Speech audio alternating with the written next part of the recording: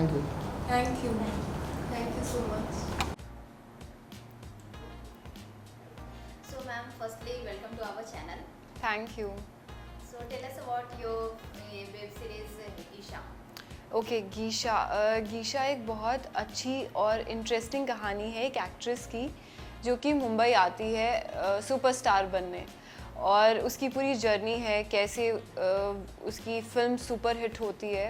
पहली फिल्म उसकी super hit होती है और उसके बाद काफ़ी उसको स्टारडम मिलता है, लेकिन स्टारडम मिलने के बाद जब एक एक्टर की फिल्म फ्लॉप होती है तो उसके बाद जो उसको डाउनफॉल देखने को मिलता है वो पूरी उसकी जर्नी है उसकी, और turn out to be a murder mystery. तो बहुत इंटरेस्टिंग कहानी है, बहुत अलग अलग कैरेक्टर्स उसकी ज़िंदगी में आएंगे जो उसकी हेल्प करेंगे सिचुएशंस में, और कैसे उसका मर्डर होता है या उस सुसाइड करती है, ये सब आपको कहानी देख के पता चलेगा।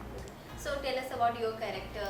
What kind of role you are playing? I am playing the Geisha और मैं लीड प्ले कर रही हूँ। मेरे कैरेक्टर का नाम है दिव्या शर्मा, जो कि स्मॉल टाउन गर्ल है, एक्ट्रेस बनने आती है, सुपरस्टार बनती है और फिर अपनी ज़िंदगी से हाथ धो देती है। तो बहुत इंटरेस्टिंग कहानी है और एक ऐसा कैरेक्टर है जिसके आपको बहुत अलग अलग शेड्स देखने को मिलेंगे। मतलब पहले कुछ में वो बहुत खुश है, बबली है, चेयरफुल है, कुछ ऐसे शेड्स हैं जो उसका एक डार्क कैरेक्टर भी है। तो गीशा के आपको अलग अलग फेस इस कहानी में देखने को मिलेंगे।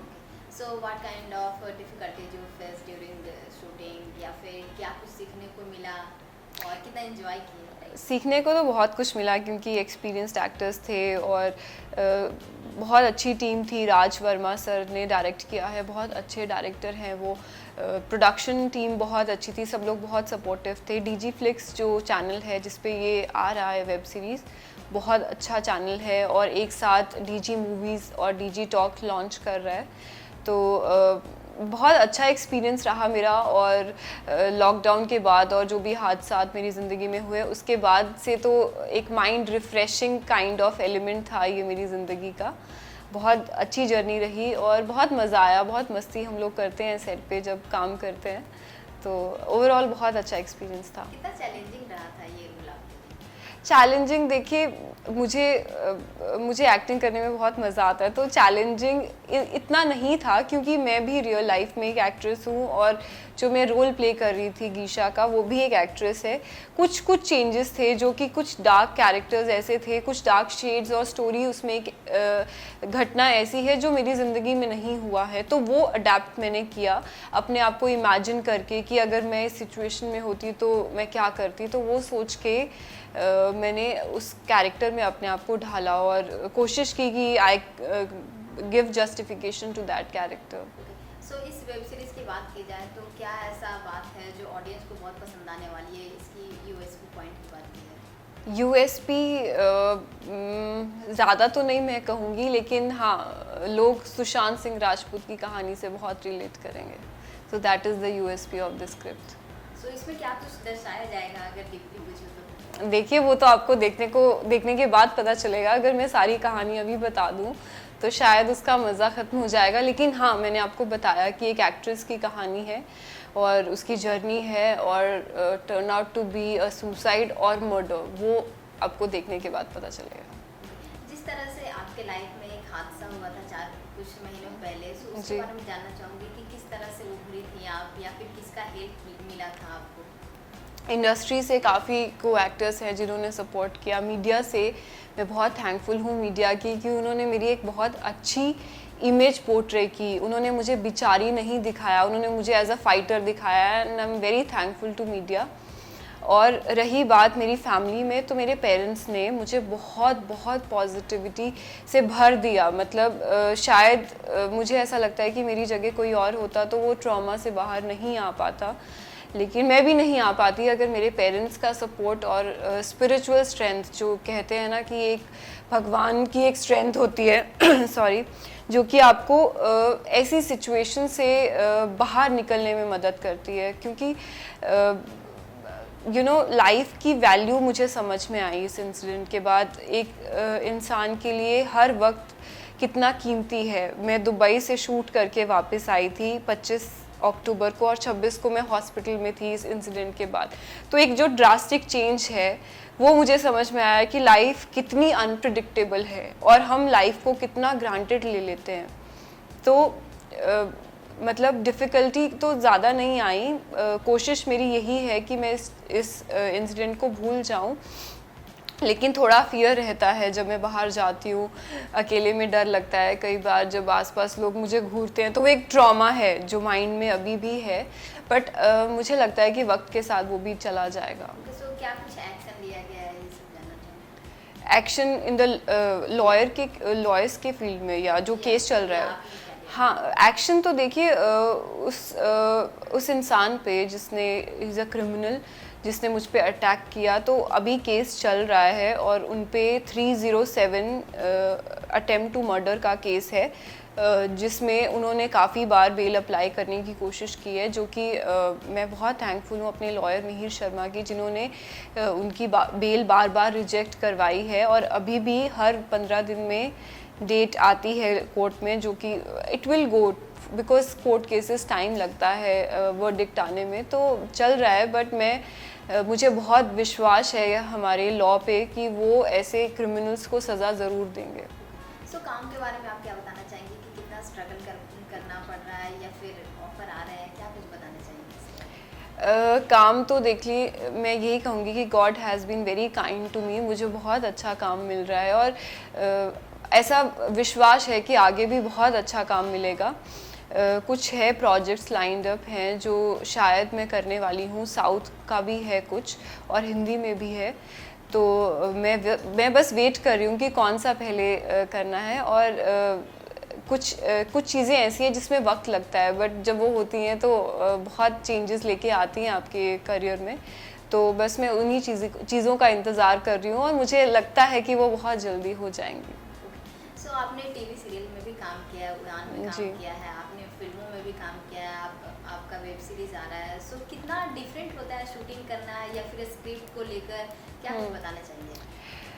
मुझे तो बहुत मज़ा आता है जब मैं स्क्रिप्ट्स याद करती हूँ। इट्स लाइक मतलब मुझे बहुत एनर्जेटिक रहती हूँ। अगर आप मुझे कोई और काम करने के लिए देंगे तो शायद मेरे में इतनी एनर्जी नहीं होगी, लेकिन जब मैं शूटिंग पे होती हूँ मुझे बहुत मज़ा आता है वो प्रोसेस में। शायद फिल्म रिलीज़ होने के बाद जो है वो ठीक है, लेकिन जो प्रोसेस है फिल्म मेकिंग का या शूटिंग का, वो बहुत एंटरटेनिंग प्रोसेस है। और जब आप डायलॉग्स की रिहर्सल करते हो अपने को एक्टर्स के साथ, आप सीन प्रिपेयर करते हो, फिर जब आपको ऐसा लगता है कि इस सीन में हम अपनी क्या क्रिएटिविटी कर सकते हैं, इसमें क्या ऐसा ऐड कर सकते हैं जो कि हमारी परफॉर्मेंस को और एनहांस करेगा, तो बहुत सारी चीज़ें हैं जो मुझे मज़ा आता है। और लर्निंग में मुझे कभी प्रॉब्लम नहीं आई, क्योंकि मैं थिएटर से हूँ और मैंने बहुत प्लेस किए हैं। तो जो थिएट्रिकल आर्टिस्ट होते हैं उनको आदत होती है बड़ी बड़ी स्क्रिप्ट्स याद करने की, तो याद करने में तो कभी कोई इशू नहीं आया। हाँ, मैं कोशिश ये करूँगी अभी कि मैं एक लैंग्वेज सीखूँ, तेलुगु या तमिल, एक लैंग्वेज ज़रूर सीखना चाहूँगी बहुत जल्द। सो थिएटर कितना हेल्पफुल रहता है शूटिंग के दौरान? बहुत हेल्पफुल रहता है, क्योंकि थिएटर आपको पॉलिश एक्टर बना देता है। आप फंबल नहीं करते हो अपने डायलॉग्स में। एक डायलॉग डिलीवरी जो आपकी होती है वो बहुत स्ट्रॉन्ग और इम्पैक्टफुल होती है।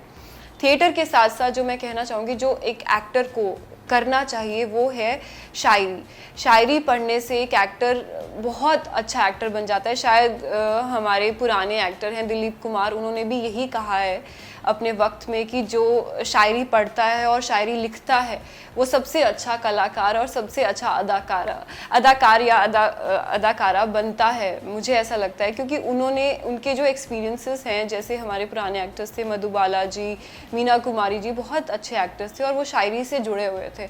तो शायद मैं उन्हीं का पाथ फॉलो करती हूँ और मुझे ऐसा लगता है कि ये मुझे आगे जाके बहुत हेल्प करेगा। आप एक पोएट भी हैं, सो क्या कुछ बताना चाहेंगे ऑडियंस को या फिर क्या कुछ सुनाना चाहेंगे? पोएट मुझे याद है कोरोना के दौरान मैंने एक शायरी लिखी थी कोविड के ऊपर और कोरोना के ऊपर। जो एक माहौल था उसमें, उस वक्त डर का माहौल था कि कोविड से सब लोग डरे हुए थे, अपने घर से बाहर नहीं जा रहे थे। तो उस वक्त जब पूरा लॉकडाउन था तब मैंने एक कविता लिखी थी। मैं उसके 2 शेर आपको सुनाती हूँ। एक गज़ल है वो, उसका मतला यूँ है,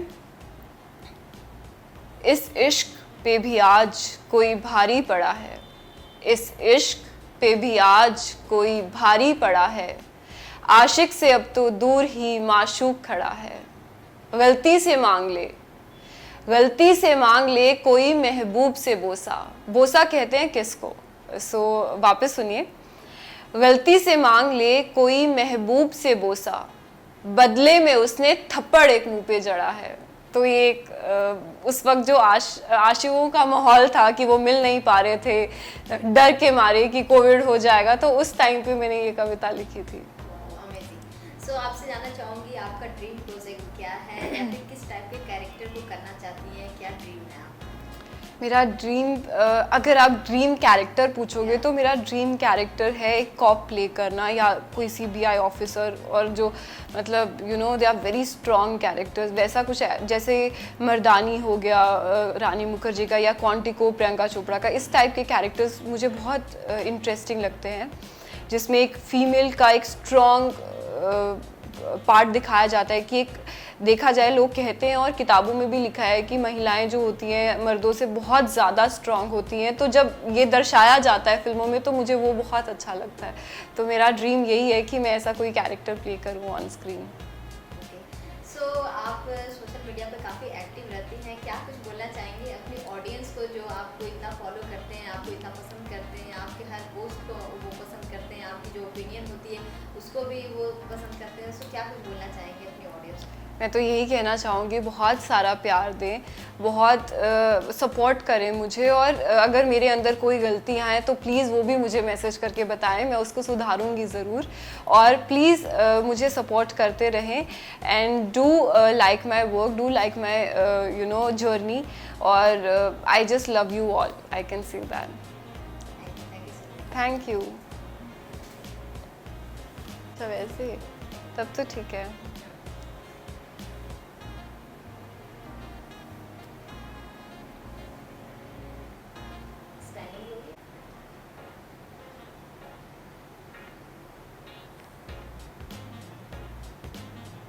Right.